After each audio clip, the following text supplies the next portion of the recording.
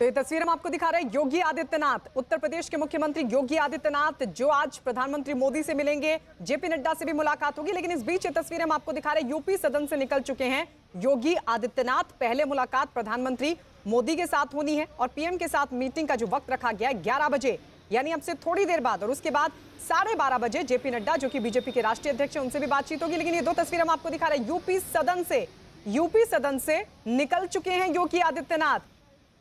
दो तस्वीर आपके सामने, पीएम आवास की तस्वीर हम आपको दिखा रहे हैं, दूसरी तरफ यूपी सदन से निकले मुख्यमंत्री योगी आदित्यनाथ। और इस बीच आपको बता दें पीएम आवास पहुंच चुके हैं, ये अपडेट मिल रहा है इस पूरे मामले पर। योगी आदित्यनाथ आज प्रधानमंत्री नरेंद्र मोदी से मिलने के लिए पहुंचे हैं। 11 बजे का वक्त मुकर्रर किया गया था, पीएम आवास वो पहुंच चुके हैं। सीधी तस्वीर है आपके सामने, ये सीधी तस्वीर है पीएम आवास की। योगी आदित्यनाथ पहुंचे हैं, उत्तर प्रदेश के मुख्यमंत्री योगी आदित्यनाथ। तो किस तरीके से कोरोना के वक्त, कोरोना की दूसरी लहर के बीच पूरा मैनेजमेंट किया था, उन तमाम चीजों को लेकर भी पीएम से बातचीत हो सकती है। और चुनाव क्योंकि 2022 में होने हैं, उसको लेकर भी बातचीत प्रधानमंत्री नरेंद्र मोदी के साथ हो सकती है। तो फिलहाल पीएम आवास पहुंचे हैं योगी आदित्यनाथ। ये तस्वीरें हम आपको दिखा रहे हैं, बेहद अहम ये बैठक मानी जा रही है, कई मुद्दों पर बातचीत हो सकती है, लगातार इस पर नजर बनी रहेगी। लेकिन इस सब के बीच तस्वीर हम आपको लगातार दिखा रहे हैं, बेहद अहम ये मुलाकात। पीएम आवास पहुंच चुके हैं यूपी के मुख्यमंत्री योगी आदित्यनाथ। यतेंद्र हमारे सहयोगी पीएम आवास से लाइव इस वक्त हमारे साथ जुड़ रहे हैं। यतेंद्र, देखिए बिल्कुल मुख्यमंत्री योगी प्रधानमंत्री आवास पहुंच चुके हैं। अब से कुछ ही देर में उनकी मीटिंग शुरू हो जाएगी और क्योंकि उत्तर प्रदेश के चुनावों में अब ज़्यादा समय नहीं रह गया, तो ऐसे में ये मीटिंग काफ़ी महत्वपूर्ण है। हालांकि सूत्रों का दावा है कि मीटिंग पहले से तय थी, कोरोना काल से पहले ये मीटिंग तय हुई थी, लेकिन कोरोना की वजह से प्रधानमंत्री मोदी ने सारे अपॉइंटमेंट, सारी मीटिंग कैंसिल कर दिए गए थे। लेकिन अब हालात सामान्य की तरफ है, तो एक बार फिर से ये मीटिंग बुलाई गई है। लेकिन कोरोना के बाद की स्थिति के बाद राजनीतिक परिदृश्य काफी तेजी से उत्तर प्रदेश का बदला है। पश्चिम बंगाल चुनाव के बाद कहीं ना कहीं अपोजिशन एकजुट होता हुआ दिखाई दे रहा है। तो ऐसे में ये मीटिंग मुख्यमंत्री योगी और प्रधानमंत्री मोदी के साथ ये मीटिंग काफी महत्वपूर्ण मानी जा रही है, क्योंकि राजनीतिक चर्चा होना स्वाभाविक है और खासकर उत्तर प्रदेश की जमीन, क्योंकि यहाँ से ही होकर रास्ता दिल्ली की ओर जाता है। तो ये जो मीटिंग्स है जो मुख्यमंत्री योगी के लिए तो काफी महत्वपूर्ण है, प्रधानमंत्री मोदी के लिए भी महत्वपूर्ण है, क्योंकि रास्ता उत्तर प्रदेश से होकर जाना है। तो उत्तर प्रदेश में एक बार फिर से जीत की आशा, जीत की उम्मीद और जीत का रोड मैप इस मीटिंग में मनाया जाएगा। तमाम पहलू होंगे, तमाम पॉइंट्स होंगे जिन पर चर्चा की जाएगी। पश्चिम बंगाल में जो भूलें हुई वो भूलें उत्तर प्रदेश में ना हो। जिस तरह से अपोजिशन पर्दे के पीछे से एकजुट नजर आया, उसका तोड़ क्या होगा? दिल्ली एनसीआर में जो जाट बेल्ट है, जहां पर नाराजगी है किसान बिलों को लेकर, उसका तोड़ क्या होगा? जो ब्राह्मण विरोधी पूर्वांचल में एक योगी सरकार पर आरोप लगाया जाता है, उसको किस तरह से डैमेज कंट्रोल किया जाएगा? ये तमाम सारे पॉइंट्स होंगे जहां पर जो चर्चा प्रधानमंत्री मोदी और योगी के बीच में होगी। जी हमारे साथ अजीत भी, हमारे सहयोगी जुड़ गए हैं और साथ ही अमित पांडे भी हमारे साथ मौजूद हैं। अमित, आप बताइए कि इस मुलाकात के मायने क्या हैं? देखिए बेहद अहम मायने हैं और यहाँ पर हम यूपी सदन में इस वक्त मौजूद हैं। दूसरा दिन है आज, तस्वीरें बयां करती हैं। मैं आपको तस्वीर दिखाना चाहूँगा। ये यूपी सदन, कल से यहाँ पर राजनेताओं का आने का सिलसिला जारी है। फिलहाल यहाँ पर अभी थोड़ा बहुत शांति यहाँ पर दिखाई दे रही है, लेकिन जितना भी एनसीआर का जो प्रशासनिक अमला है इस तरीके से यूपी सरकार का मौजूद है। गाड़ियाँ यहाँ पर मौजूद है, जितिन प्रसाद मिलने आए, हिंदू वाहिनी के लोग मिलने आए, सांसद मिलने आए और यूपी सीएम जाते हैं पीएम से मिलने। उससे पहले गृह मंत्री से मुलाकात की, इसके बाद बीजेपी अध्यक्ष से प्रस्तावित मुलाकात है। बहुत कुछ यहाँ पर इस वक्त यूपी सदन के जरिए जहाँ पर रुके हुए हैं यूपी सीएम, हो रहा है प्रदेश सरकार के कामकाज की समीक्षा हो रही है, संगठन की समीक्षा हो रही है और आने वाले 6 महीनों में किस तरीके से बीजेपी तैयारी अपने आप को करेगी कोरोना काल के बाद। यहाँ पर यूपी सदन से आज के दिन और कल के दिन की गतिविधियों से बहुत कुछ तय होगा और बहुत कुछ इसकी छाप पड़ेगी। अजीत, वहां से क्या पता चल पा रहा है योगी आदित्यनाथ के कार्यक्रम को लेकर? फिलहाल पीएम आवास तो पहुंचे हैं, लेकिन ये मुलाकात कितनी अहम होने जा रही है? देखिए बिल्कुल गायत्री, पीएम से सीएम योगी की मुलाकात उत्तर प्रदेश की सियासत और उत्तर प्रदेश के राजनीतिक समीकरण को लेकर सबसे ज्यादा अहम हो चुकी है, क्योंकि दिल्ली की मीटिंग की हलचल उत्तर प्रदेश में भी सुनाई देने लगी है। ओम प्रकाश राजभर जो कभी बीजेपी का हिस्सा हुआ करते थे, उन्होंने आज ट्वीट कर कहा कि दिल्ली में बीजेपी पिछड़े वर्ग के नेताओं को बुलाकर उनसे मुलाकात कर रही है। 2022 में पिछड़े वर्ग के वोट पर उनका निशाना है, लेकिन सामाजिक न्याय रिपोर्ट अभी लागू नहीं हुई है। तो ये आप समझ लीजिए कि उत्तर प्रदेश के जो दल हैं उनमें बेचैनी शुरू हो गई है।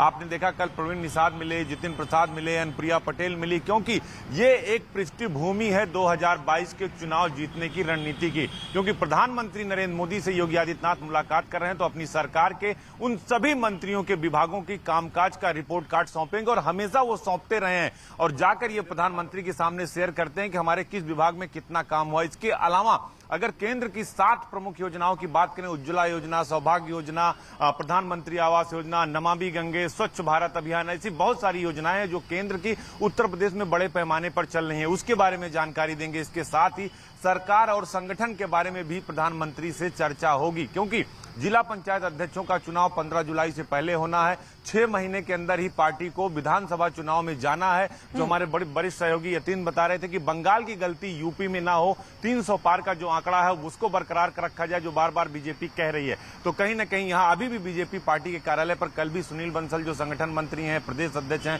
स्वतंत्र देव सिंह, इन सब की बैठक हुई। और परसों शाम को दिल्ली जाने से पहले सुनील बंसल बनारस में थे, वो हेलीकॉप्टर से उनको यहां बुलाएगा। देर रात तक मुख्यमंत्री ने बैठक की, जिला पंचायत अध्यक्षों की सूची, जो नाम की सूची थी, उस पर अपनी सहमति दी, यानी फाइनल मोहर लगाई। तो ये बात साफ हो चुका है कि 2022 का चुनाव मुख्यमंत्री योगी आदित्यनाथ के चेहरे पर होगा, स्वतंत्र देव सिंह के चेहरे पर होगा। लेकिन एक बात और बड़ी साफ हो चुकी है केंद्रीय नेतृत्व की तरफ से कि उत्तर प्रदेश में जो भी विधायक मंत्री हैं उनकी परफॉर्मेंस यानी उनकी रिपोर्ट कार्ड के आधार पर उन्हें टिकट मिलेगा, लेकिन इसमें योगी आदित्यनाथ की सहमति जरूरी है। यानी अगर आपको उत्तर प्रदेश में बीजेपी से राजनीति करनी है, बीजेपी से चुनाव लड़ना है, तो योगी आदित्यनाथ का संतुष्ट होना बहुत मायने रखता है। इन सब मुद्दों पर प्रधानमंत्री से चर्चा होने वाली। इसके अलावा कोविड के दौरान, कोविड की जो दूसरी लहर थी, मुख्यमंत्री ने जो काम किया है उत्तर प्रदेश में, जिस तरह केसेस कम हुए हैं, क्योंकि बीके पॉल ने जो नीति आयोग के सदस्य थे, वीडियो कॉन्फ्रेंसिंग के दौरान जब योगी आदित्यनाथ कोविड पॉजिटिव थे तो उन्होंने कहा था कि 15 मई तक उत्तर प्रदेश में 1 लाख केसेज हो जाएंगे,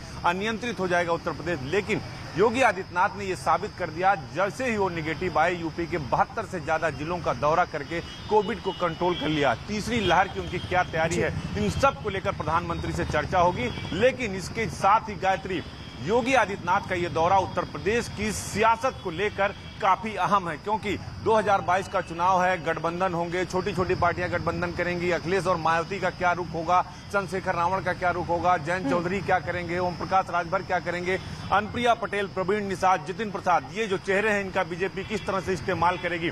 तो योगी आदित्यनाथ का ये दौरा सियासी तौर पर भी उत्तर प्रदेश के लिए बहुत खासा मायने रखता है, क्योंकि कहा जाता है कि दिल्ली का रास्ता यूपी से ही होकर जाता है। गायत्री जी, यतेंद्र, दिल्ली का रास्ता यूपी से ही होकर गुजरता है, बड़ा प्रदेश है, और ऐसे में अगर विधानसभा चुनाव में बेहतर प्रदर्शन होता है तो कहीं ना कहीं उम्मीद लोकसभा चुनाव को लेकर बढ़ जाती है। क्या यही वजह है कि पीएम उत्तर प्रदेश की राजनीतिक स्थिति में हर छोटी बड़ी हलचल पर नजर रख रहे हैं और आज उनको लेकर बातचीत भी होगी?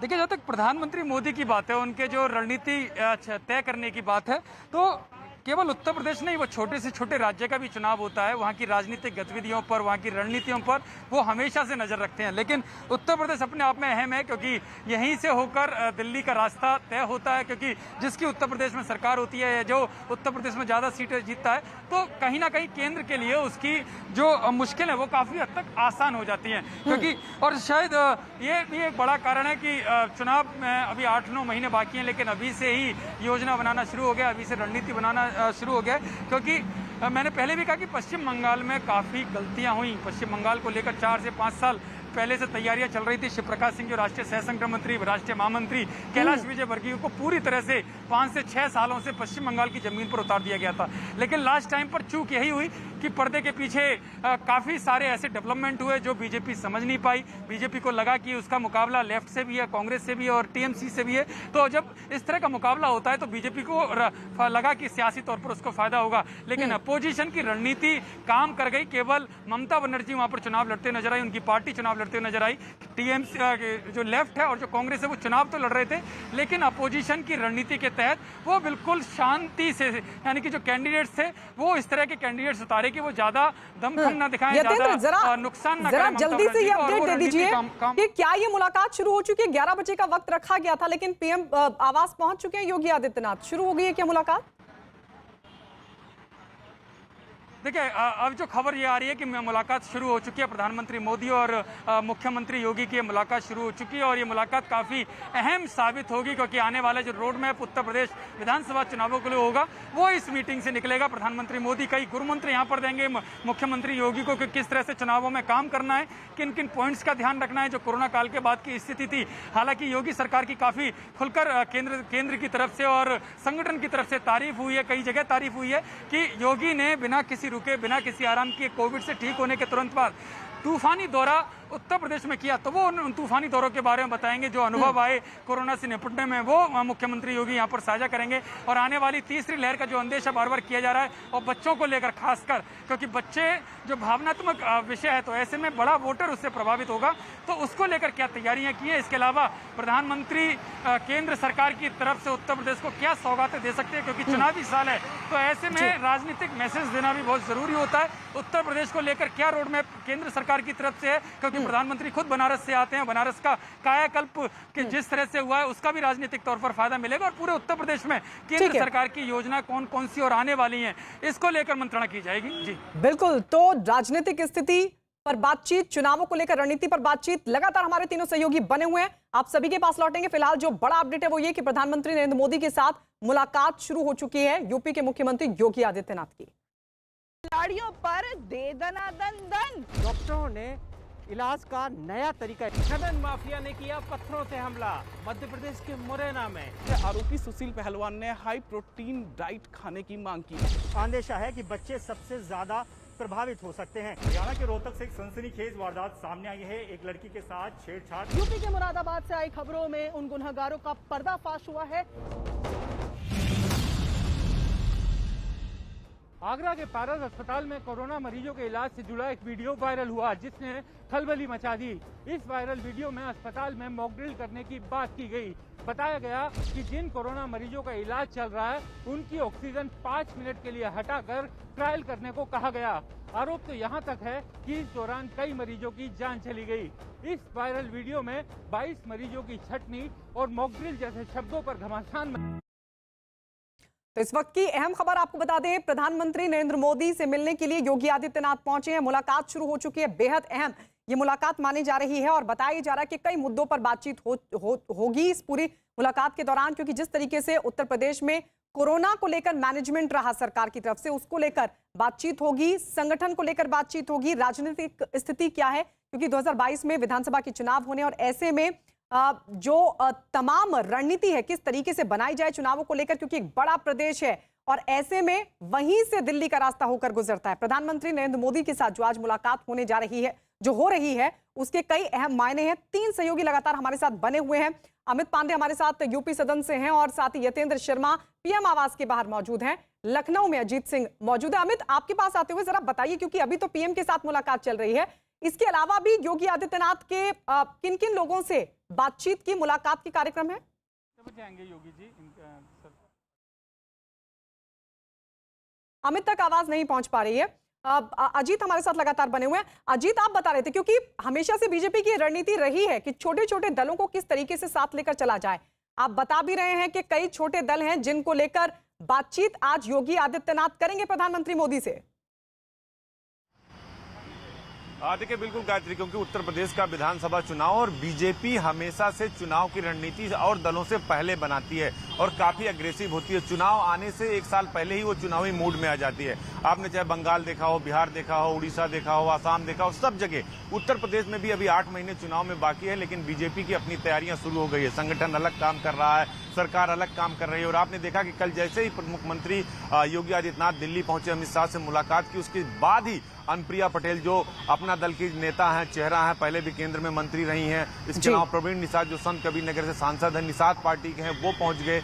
और इसको लेकर अब ओम प्रकाश राजभर उत्तर प्रदेश में जो कभी बीजेपी के साथ हुआ करते थे और बीजेपी ने उन्हें बाहर कर दिया उनके बड़बोलेपन की वजह से, वो काफी बेचैन हो चुके हैं। वो लगातार बीजेपी के खिलाफ ट्वीट कर रहे हैं कि सरकार ऐसा कर रही है, पिछड़ों पर डोरा डाल रही है। तो पश्चिमी उत्तर प्रदेश में आप चाहे जयंत चौधरी की बात करें, चंद्रशेखर रावण की बात करें, या उत्तर प्रदेश के चुनाव में आने वाले समय में असदुद्दीन ओवैसी की बात हो, या फिर मायावती अखिलेश की बात हो, कांग्रेस की बात हो, सभी मुद्दों पर आज प्रधानमंत्री से योगी आदित्यनाथ चर्चा करेंगे। क्योंकि 2022 के चुनाव को भारी बहुमत से, भारी सीटों से जीतने की जो बीजेपी की तैयारी है उस पर भी चर्चा होगी। क्योंकि केंद्रीय नेतृत्व की तरफ से यह साफ हो चुका है कि योगी आदित्यनाथ ही वो चेहरा होंगे, उनके ही अगुवाई में उत्तर प्रदेश में विधानसभा चुनाव होने वाला है। लिहाजा कोई भी टिकट होगा, कोई भी बड़ा फैसला होगा तो योगी आदित्यनाथ की सहमति ली जाएगी। तो इन सभी मुद्दों पर बात होगी। इसके अलावा और बता दें, जो कार्यकर्ताओं की नाराजगी थी गायत्री, उसको दूर करने के लिए भी, चाहे राम मंदिर का मामला हो, विश्वनाथ कॉरिडोर का मामला हो, जो प्रधानमंत्री के संसदीय क्षेत्र में चल रहा है, पूरे यूपी के 1 लाख गांव में जो गांव हैं, राजस्व गांव है 97,000, वहां कार्यकर्ता जाएंगे और घर घर सरकार की योजनाओं के बारे में, मोदी सरकार के 7 साल के बारे में, योगी सरकार के 4 साल के बारे में और वैक्सीनेशन और कोविड के बारे में जागरूकता करेंगे। यानी डैमेज कंट्रोल करेगी। इन सब को लेकर योगी आदित्यनाथ प्रधानमंत्री से चर्चा करेंगे। वो बताएंगे कि हमने 70,000 निगरानी समितियां बनाई हैं, हमने सियासत के तौर पर किस पार्टी से बात करें, क्योंकि अभी 2 चेहरे मायावती ने निकाल दिए हैं। आपको बता दें, जो उत्तर प्रदेश की सियासत में खासा महत्वपूर्ण रखते हैं। राम अचल राजभर जो बीएसपी के प्रदेश अध्यक्ष रहे, लालजी वर्मा जो मायावती सरकार में 5 मंत्रालयों के कैबिनेट मंत्री रहे और कुर्मी चेहरे के तौर पर पूर्वांचल में बड़ा नाम है उनका। तो बीजेपी ये भी प्रयास करेगी कि इन 2 चेहरों में से इनको अपने पाले में किया जाए, क्योंकि उसे एक मैसेज देना है। पूर्वांचल में ब्राह्मण का चेहरा चाहिए, उनको कुर्मी चेहरे के तौर पर चाहिए, क्योंकि स्वतंत्र देव सिंह ऑलरेडी प्रदेश अध्यक्ष है, उनके पास केशव मौर्य है, उनके पास दिनेश शर्मा है, उनके पास। उसके बावजूद जतिन प्रसाद को भी जिम्मेदारी दी जाएगी और जो छोटे छोटे दल हैं उनको कैसे अपने साथ लाया जाए। शिवपाल सिंह यादव हैं, उनका भी कहा जा रहा है कि बीजेपी उनसे बात करेगी। तो बहुत सारे ऐसी जो मुद्दे हैं जो प्रधानमंत्री से चर्चा होने वाली है। गायत्री, ठीक है अजीत, आपके पास लौट रहे हैं। अमित इस वक्त हमारे साथ जुड़ गए एक बार फिर से। अमित, किन किन लोगों से अभी योगी आदित्यनाथ की बातचीत हो चुकी है, आगे का क्या कार्यक्रम है, पता चल पा रहा है? देखिए, अभी इस वक्त पीएम से जो मुलाकात उनकी चली रही है। इससे पहले जितिन प्रसाद आए थे उनसे मिलने, इससे पहले गृहमंत्री से भी मुलाकात हुई है और 12:30 बजे बीजेपी अध्यक्ष जेपी नड्डा से मिलने का प्रस्तावित कार्यक्रम है। इसके अलावा यूपी बीजेपी के कुछ सांसद मौजूद हैं, उनसे भी मुलाकात होगी। तो बेहद विस्तृत मुलाकात का यहाँ पर कार्यक्रम है। इसके अलावा हमें कुछ हिंदू वाहिनी के भी कार्यकर्ता यहाँ पर अभी दिखाई पड़े थे। हालांकि मुलाकात हुई या नहीं ये अभी नहीं इसकी पुष्टि हुई है। तो अलग अलग तरह के लोग यहाँ पर आ रहे हैं, अलग अलग चाहे एडमिनिस्ट्रेशन से हो चाहे पॉलिटिक्स से हो, लोग यहाँ पर आ रहे हैं, मिल रहे हैं। और कुल मिलाकर यूपी सदन इस वक्त पिछले 2 दिनों से राजनीति का अहम केंद्र यहाँ पर बन चुका है। और एक और यूपी सीएम जा रहे हैं अलग अलग लोगों से मिलने, तो दूसरी ओर जैसे ही वो इस जगह यूपी भवन यहाँ पर पहुँचते हैं, लोग उनसे यहाँ पर मिलने आते हैं, चाहे यूपी सरकार के आला अधिकारी जो प्रशासन में हैं, या फिर यूपी बीजेपी के सांसद हैं, या फिर राजनीतिक धड़ों से जुड़े लोग। तो ये बेहद अहम केंद्र है और आने वाले दिनों में बीजेपी जैसे उतरेगी, चाहे चुनाव में चाहे उसका कामकाज, ये 2 दिन का दौरा जरूर अपनी छाप, अपना असर जरूर छोड़ेगा।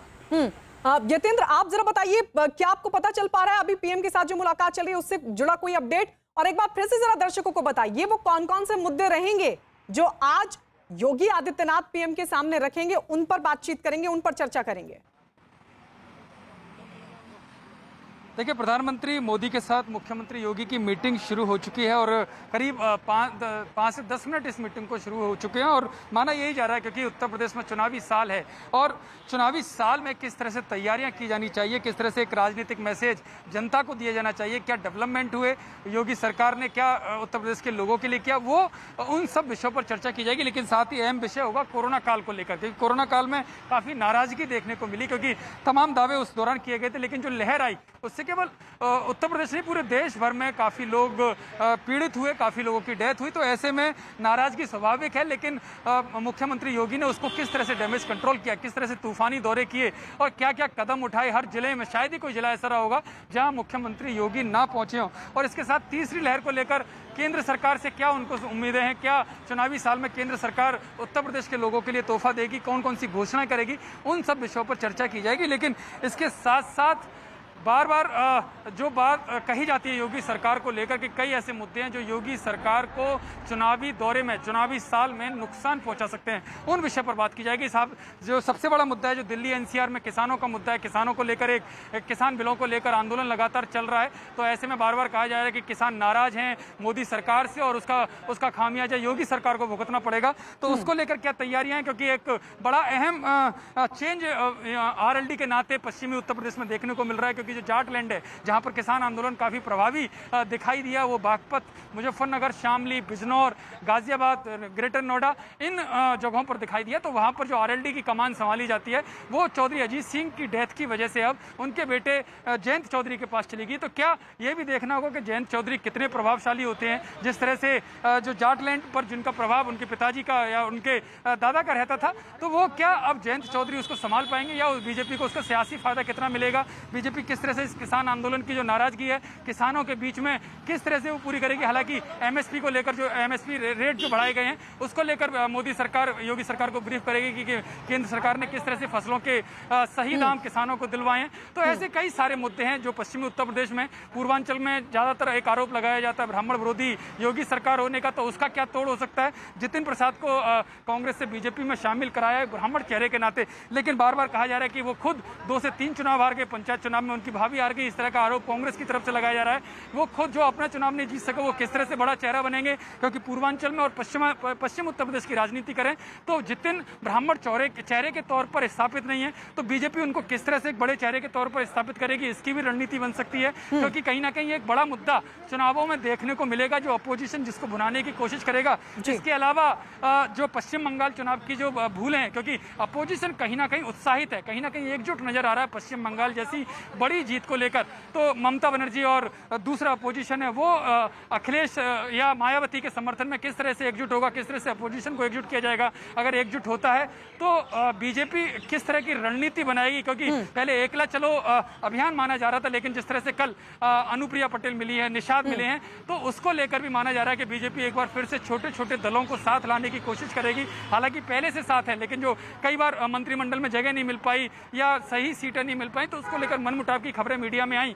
तो वो मनमुटाव ना रहे, चुनावी साल में एकजुटता दिखानी जरूरी है, क्योंकि जिस तरह से अपोजिशन एकजुट हो रहा है उसी तरह से सत्ता पक्ष यानी कि जो बीजेपी, जो एनडीए के जो घटक दल हैं वो भी एकजुट नजर आए। उनको किस शर्त पर मनाया जा सकता है, उनकी क्या शर्तें हैं, बीजेपी कितना झुकेगी या कितना वो लोग झुकेंगे, इन सब के ऊपर बातचीत होगी। यानी कि एक बड़ा रोड मैप यहाँ से निकलेगा, एक रणनीति प्रधानमंत्री मोदी और योगी के बीच में बनाई जाएगी, जिस पर सत्ता और संगठन, क्योंकि ये भी बड़ा महत्वपूर्ण है, क्योंकि बार बार खबरें आती हैं कि सत्ता उत्तर प्रदेश में और उत्तर प्रदेश संगठन में बीजेपी में तालमेल नहीं है, तो वो तालमेल चुनावी साल में नजर आना चाहिए, इस पर भी खास फोकस रहेगा। अजीत, ऐसा है क्या उत्तर प्रदेश में संगठन और सरकार के बीच क्या तालमेल की कमी आपको दिखाई देती है? और जरा बताइए कि इस बार चुनाव में कौन कौन से बड़े मुद्दे हो सकते हैं?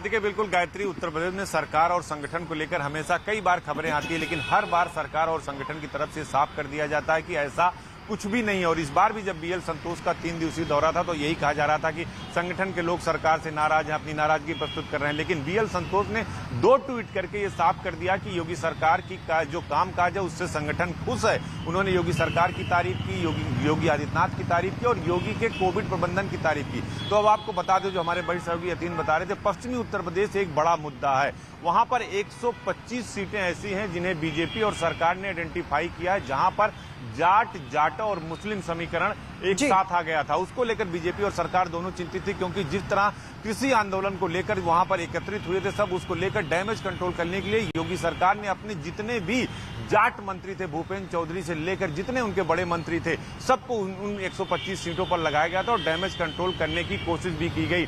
पश्चिमी उत्तर प्रदेश के नेता हो, चाहे सुरेश राणा हो, संजीव बलियान हो, भूपेंद्र चौधरी हो, सबको, लक्ष्मी नारायण चौधरी हो जो मथुरा से हैं, उन सबको लगाया गया था। तो 125 सीटों पर जो उस वक्त नाराजगी थी उसको लगभग सरकार और संगठन ने घर घर जाकर अपनी जो जाट नेता थे, जाट बिरादरी के जो बड़े लोग थे, पंचायतों में गए और बात किए।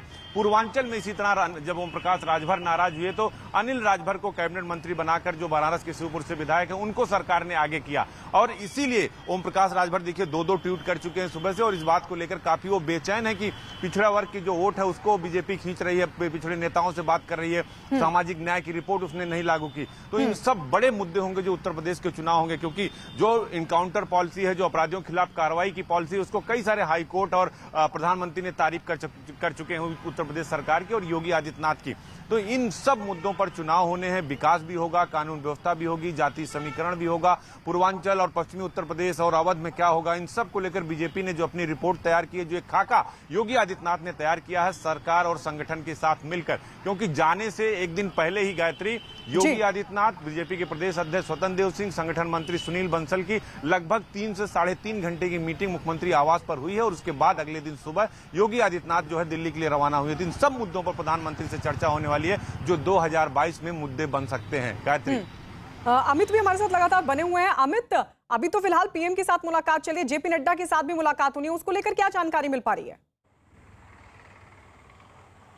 देखिए, करीब 12:30 बजे इस मुलाकात का जो प्रस्तावित समय है वो तय है, और योगी आदित्यनाथ ही जाएंगे मिलने, उनसे 1-to-1 मुलाकात यहाँ पर होगी। इससे पहले जो मुलाकातें हुई, चाहे वीडियो कॉन्फ्रेंसिंग के जरिए, चाहे अन्य किसी प्लेटफॉर्म पर, वो उसमें संगठन के लोग भी यहाँ पर मौजूद रहे हैं, और लगातार बीजेपी अध्यक्ष मंडल प्रभारियों के जरिए रिपोर्ट कार्ड लेते रहे हैं उत्तर प्रदेश के अलग अलग संभागों का कोविड प्रकोप के दौरान किस तरीके से सरकार ने, किस तरीके से बीजेपी के कार्यकर्ताओं ने और किस तरीके से प्रशासन ने काम किया है। तो अब उन कामों का रिपोर्ट कार्ड कैसा रहा है, इस बात की जानकारी खुद यूपी सीएम बीजेपी अध्यक्ष को देंगे। 1-to-1 मीटिंग होगी, और उसके अलावा अब आने वाले दिनों में कैसे 6 महीनों में बीजेपी ने जो कार्यक्रम बनाया कि हर उसके जो कार्यकर्ता हैं एक कोरोना पीड़ितों तक पहुंचे, प्रभावित लोगों तक पहुंचे, सरकार की योजनाओं के बारे में बताएं, कैसे वह कार्यक्रम अगले 6 महीने में लागू होगा। तीसरी जो बहुत अहम चीज़ है कि कैसे जो प्रभारी हैं, हर विधानसभा के प्रभारी बनाए हैं बीजेपी में, जो अपना रिपोर्ट कार्ड देंगे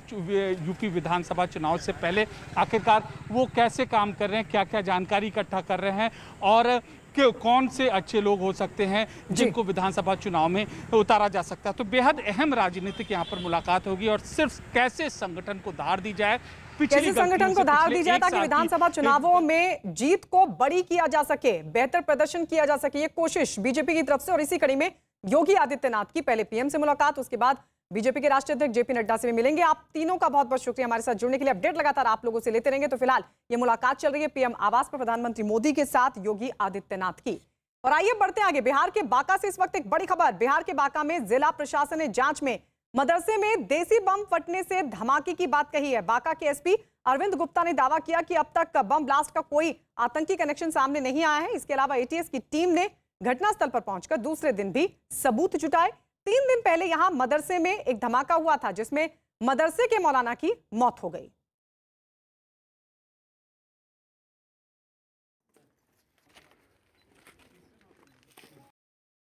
और उस घटना में बांग्लादेशी आतंकवादी संगठन का हाथ था, तो ऐसे कुछ लिंक आप लोग नहीं, इस ब्लास्ट का जो प्रकृति है इसकी वो उससे मिलती जुलती? नहीं, ये तो हम तो बता रहे हैं कि हमारे उसी गांव में जो ब्लास्ट हुआ था उससे भी प्रकृति इसकी मिलती जुलती है। जैसे जला हुआ सुतली, कंटेनर का पार्ट, कील, ऐसी कुछ चीज़ें हम लोगों को वहाँ से मिली हैं जिससे इसकी पुष्टि होती है।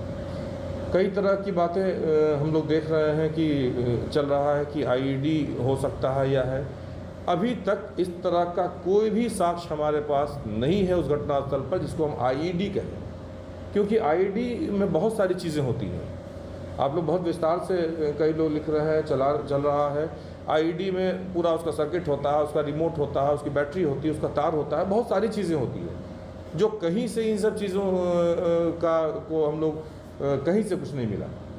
इसलिए हम लोग बिल्कुल अभी इसको रूल आउट कर रहे हैं कि इस तरह का कोई आईईडी का एविडेंस हमारे पास नहीं है जिससे कि हम लोग कहें कि कोई ऐसी घटना है। और इस वक्त हमारे सहयोगी पटना से हमारे साथ चंद्रमोहन जुड़ गए हैं। चंद्रमोहन, पुलिस ने जांच में क्या बताया है?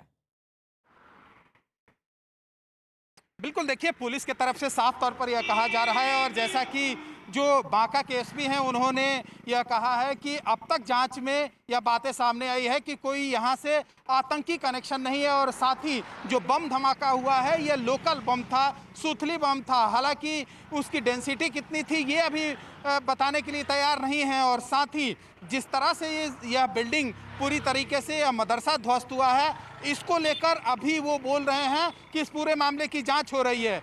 तो अभी जांच जारी है और एटीएस की टीम परसों शाम में पहुंची थी, कल दिन भर जांच की और हो सकता है कि जरूरत पड़े तो आगे भी जाए। लेकिन अभी भी साफ तौर पर यह माना जा रहा है कि इसका कहीं से कनेक्शन हो सकता है, जिसकी जांच चल रही है। लेकिन बांका के जो एसपी हैं उन्होंने सीधे तौर पर इस पूरे मामले को खारिज कर दिया है और उनका साफ तौर पर यह मानना है कि इस घटना से न तो कोई आतंकी कनेक्शन है और न ही जिस मौलाने की मौत हुई है उनका किसी से कोई कनेक्शन अब तक सामने आया है। हालांकि अभी जांच जारी है और जांच के बाद यह साफ हो पाएगा कि आखिर इसके पीछे की हकीकत क्या है। लेकिन प्रथम दृष्टया जो एसपी का बयान आया है उसमें साफ तौर पर यह कहा जा रहा है कि लोकल बम, क्रूड बम और साथ ही सुथली बम था जिसके चलते यह बिल्डिंग ध्वस्त हुआ है। ठीक है चंद्रमोहन, लौट रहे हैं आपके पास। बांका के मदरसे में हुए धमाके पर बीजेपी विधायक हरिभूषण ठाकुर के बयान पर सियासत शुरू हो गई है। मस्जिद में जो विस्फोट हुआ है इसकी उच्च स्तरीय जांच हो।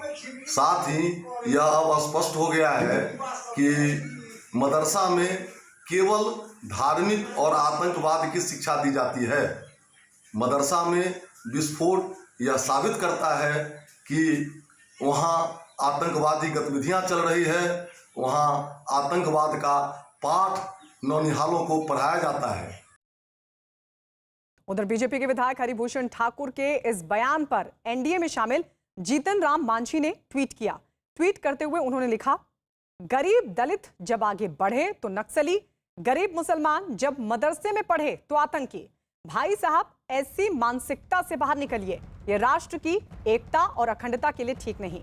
हम बांका बम विस्फोट की घटना की उच्च स्तरीय जांच की मांग करते हैं। जीतन राम मांझी के ट्वीट के बाद पार्टी की तरफ से भी इस मुद्दे पर बयान दिया गया। मदरसे का कोई आतंकी कनेक्शन नहीं था। मैं वैसे लोगों से अनुरोध करूंगा जो लोग मदरसों को सियासी एंगल से देख रहे थे, वो बिहार और देश की जनता से माफी मांगे, नहीं तो जनता आपको अगले चुनाव में सबक सिखाएगी। चंद्रमोहन लगातार हमारे साथ बने हुए। चंद्रमोहन, आप बता रहे कि कल भी एटीएस की टीम वहां पर पहुंची थी, सबूत जुटाए। किस तरह के सबूत जुटाए गए और क्या कोई जानकारी एटीएस की तरफ से मिल पाई है? एटीएस इस पूरे मामले को कैसे देख रही है? बिल्कुल, देखिए, इस धमाके के बाद जब एटीएस की टीम पहुंची थी तो जो भी वहां से साक्ष्य इकट्ठा किए हैं उस पूरे मामले की जांच चल रही है कि किस तरह के डेंसिटी का यहां पर और किस तरह के इंटेंसिटी का बम और बारूद यहां पर लाकर रखा गया था और ब्लास्ट के पीछे की हकीकत क्या है। इस मामले की पूरी तरह से जांच हो रही है और जांच के बाद यह साफ हो पाएगा कि आखिर क्या यहाँ पर जो विस्फोटक लाए गए थे वो किस तरह के थे और कहाँ से लाए गए थे। और साथ ही यह भी खंगालने की कोशिश एटीएस काम कर रही है कि जिस मौलाने की मौत हुई है उनको किस गाड़ी से ले जाया गया था, उस समय कौन सा ड्राइवर मौजूद था और गाड़ी का नंबर क्या था, क्योंकि उससे जब पूछताछ होगी तो कहानी आगे खुल सकती है। लेकिन जिस तरह से वहाँ पर एक के बाद एक धमाके हुए और उसके बाद यह मदरसा पूरी तरीके से ध्वस्त हो गया, इसको लेकर कहीं ना कहीं जो जांच एजेंसियां हैं वो चौकन्ना है और उस पर नजर बनाई हुई हैं और एक के बाद एक परत दर परत इस जांच में जैसे जैसे जांच आगे बढ़ रहा है कहानी खुलते जा रही है। पहले साफ तौर पर यह कहा गया था कि सिलेंडर ब्लास्ट हुआ है और उसके बाद जब वहां पर फोरेंसिक की टीम पहुंची तो बारूद के वहां पर जब निशान मिले तो ये कहा गया है कि यहाँ पर धमाका हुआ है। और अब जब एटीएस की टीम वहां पर पहुंची है तब वहां से जो सबूत लिए गए हैं, जो वहां से तथ्य इकट्ठा किए गए हैं, उसकी जांच चल रही है और जब उसका रिपोर्ट आएगा तो यह साफ हो पाएगा कि आखिर इस धमाके के पीछे की हकीकत क्या है और किस तरह के विस्फोटक यहाँ पर लाए गए थे। लौट रहे चंद्रमोहन आपके पास, और इस बीच बता दें कि कांग्रेस भी इस पूरे मामले पर कूद पड़ी है। बयान देने से थोड़ी होगा। जिस गठबंधन में श्री जीतन राम मांझी जी हैं वो सवाल तो वहाँ उनको उठाना चाहिए। अगर आपको वैचारिक स्तर पर ऐसा लगता है तो उस गठबंधन से बाहर आइए। उधर कांग्रेस ने जीतन राम मांझी को उनके ट्वीट पर ही घेर लिया।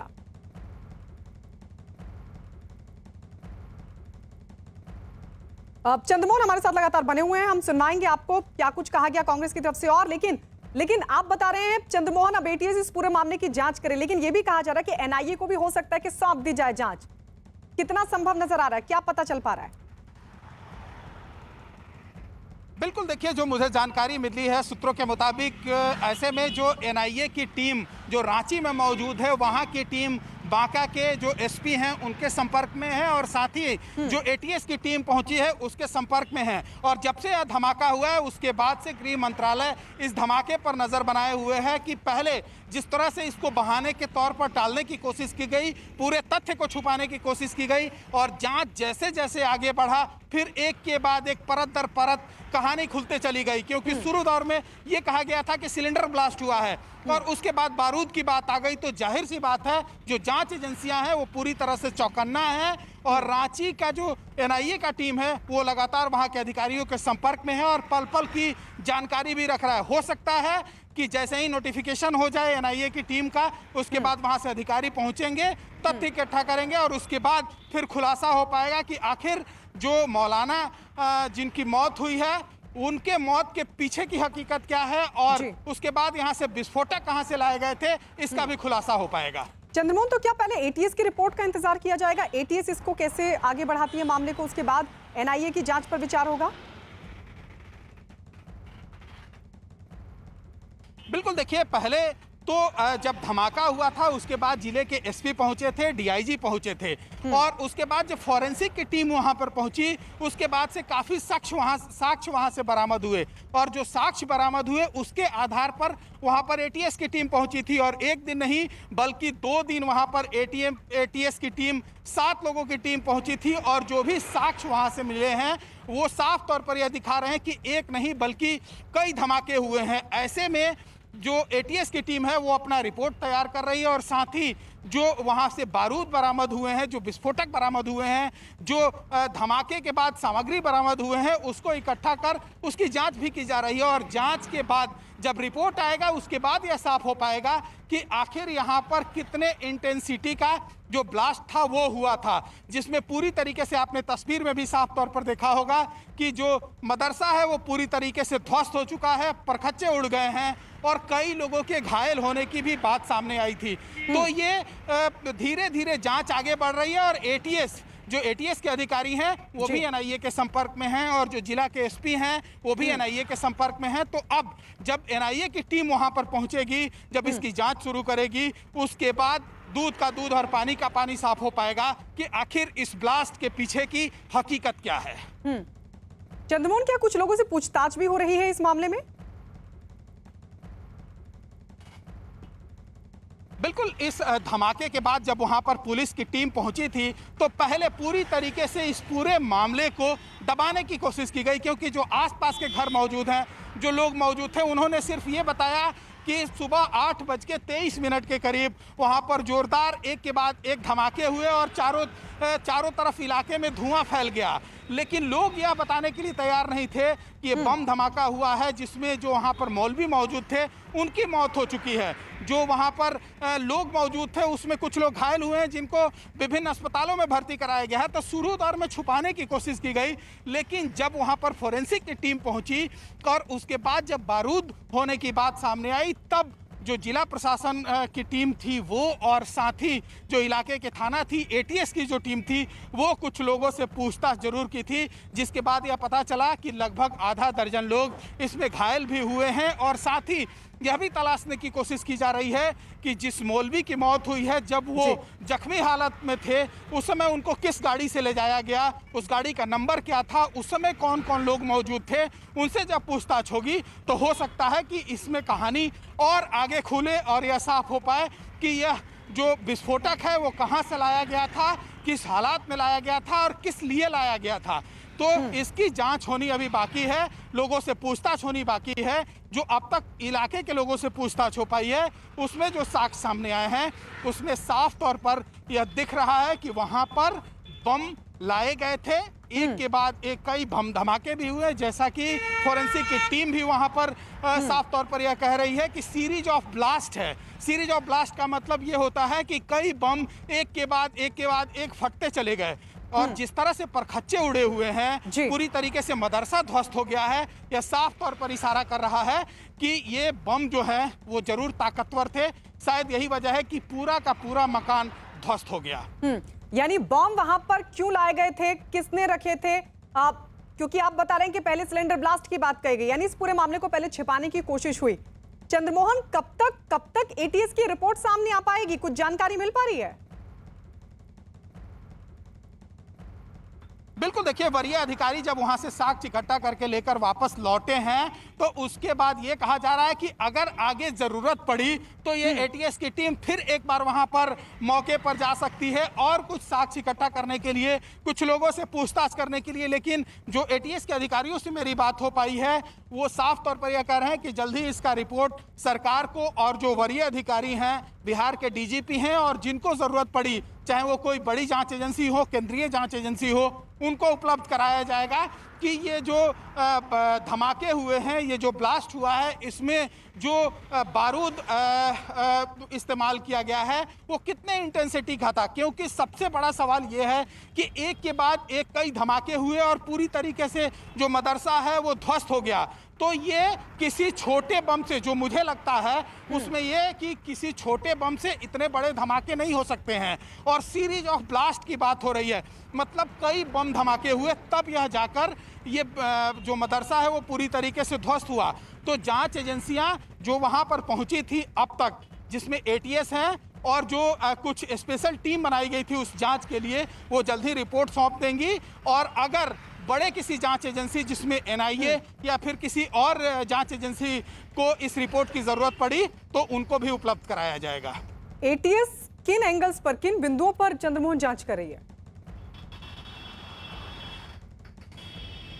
बिल्कुल, देखिए, जब एटीएस वहां पर पहुंची तो जो पहले वहां पर फोरेंसिक की टीम पहुंची थी, उनके तरफ से ये कहा गया कि यहां पर सीरीज ऑफ ब्लास्ट हुए हैं। सीरीज ऑफ ब्लास्ट का मतलब होता है कि कई धमाके एक के बाद एक सुने गए, और साथ ही कौन लोग यहां पर ये इस विस्फोटक को लाकर रखे थे, किस लिए रखा गया था, कौन कौन लोग इसमें शामिल हैं, इन सभी बिंदुओं पर जांच होगी। और साथ ही सबसे जो महत्वपूर्ण बिंदु है उसमें यह कहा जा रहा है कि यह टटोलने की कोशिश की जाएगी कि कहीं इसका कोई आतंकी कनेक्शन तो नहीं है, जिसको सीधे तौर पर बांका के एसपी ने खारिज कर दिया है।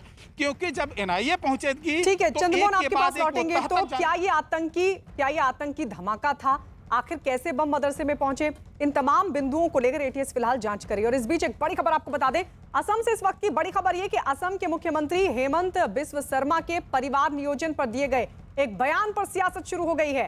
शर्मा ने गरीबी की बढ़ती वजह जनसंख्या को बताते हुए अल्पसंख्यक शरणार्थियों को परिवार नियोजन की नसीहत दी। शर्मा ने सभी को आगे आकर सरकार का समर्थन करने की अपील भी की।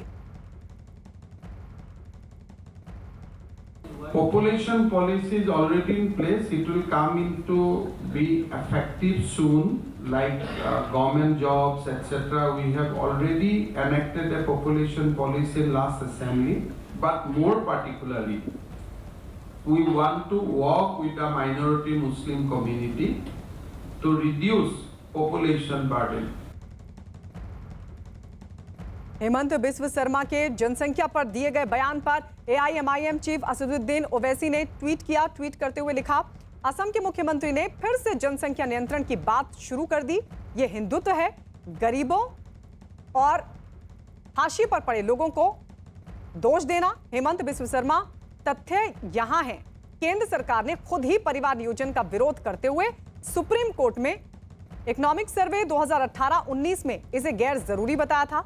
दक्षिण भारत, पश्चिम बंगाल, ओडिशा, असम और हिमाचल में इस समय जनसंख्या 1% से नीचे है।